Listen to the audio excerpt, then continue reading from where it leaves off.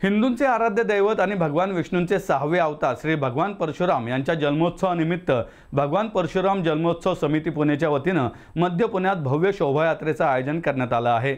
रविवार 27 एप्रिल रोजी सायंकाळी 5 वाजता केसरीवाडा येथून यात्रेला प्रारंभ होणार असून शनिवारवाडा येथे समारोप होणार आहे, अशी माहिती समितीचे प्रमुख पदाधिकारी भालचंद्र कुलकर्णी व सूर्यकांत पाठक यांनी पत्रकार परिषदेत दिली आहे।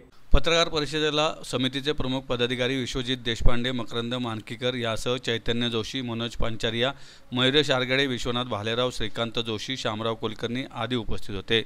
भालचंद्र कुलकर्णी म्हणाले, भगवान परशुराम जन्मोत्सव समिती पुणेच्या अंतर्गत 30हून अधिक संस्था व संघटना यामध्ये सहभागी होत आहेत। त्यामध्ये महाराष्ट्र ब्राह्मण सभा, देवस्था, ऋग्वेदी ब्राह्मण शिक्षणोत्तेजक संस्था, शुक्ल यजुर्वेदीय माध्यन्य दिन, महाराष्ट्रीयन ब्राह्मण मध्यवर्ती मंडळ, अखिल भारतीय ब्राह्मण महासंघ, अखिल ब्राह्मण मध्यवर्ती संस्था पुणे केंद्र, परशुराम हिंदू सेवा संघ, आम्ही सारे ब्राह्मण, ब्राह्मण व्यावसायिक पत्रिका, ब्राह्मण जागृती सेवा संघ, ब्राह्मण महासंघ, ब्राह्मण सेवा संघ वाघोली, याज्ञवल्क्य आश्रम, सर्व शाखीय ब्राह्मण महासंघ पुणे, चित्पावन अस्तित्व संस्था, कराडे ब्राह्मण महासंघ, महाराष्ट्र चित्पावन संघ, कृष्ण यजुर्वेदीय तैतरीय संघ, चित्पावन कट्टा, याज्ञवल्क्य उद्योजक विकास अभियान, अखिल ब्राह्मण संघ, राष्ट्र सेवा संघ, पौराहित्य पुरोहित फाउंडेशन, विप्र फाउंडेशन, गौड़ ब्राह्मण संघ, गौड़ सारस्वत ब्राह्मण संघ, चित्पावन मित्र असोसिएशन, श्री राजस्थानी छ ज्ञाती विप्र मंडळ पुणे, विप्र foundation 12B zone Pune, Akhil Bharatiya Peshwa संघटना यासह अनेक संस्था व संघटनांचा सहभाग असणार आहे।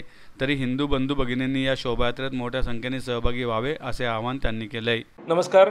भगवान परशुराम जन्मोत्सव समिती पुणे शहर आणि पिंपरी चिंचवड यातील सुमारे 35 ब्राह्मण संस्था आणि संघटनांनी एकत्र येऊन दरवर्षीप्रमाणे याही वर्षी भगवान परशुरामांच्या जन्मोत्सवाची शोभायात्रा येत्या रविवार दिनांक 27 एप्रिल रोजी संध्याकाळी 5 वाजता केसरीवाडा ते शनिवारवाडा असा शोभायात्रेचा मार्ग आहे, त्यावरनं होणार आहे।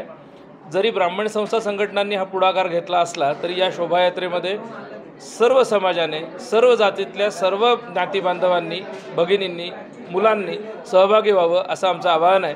भगवान परशुरामाच्या जन्मोत्सवाच्या निमित्ताने समाजाला हिंदू एकतेचं दर्शन घडावं हाही ह्या मागचा हेतू आहे।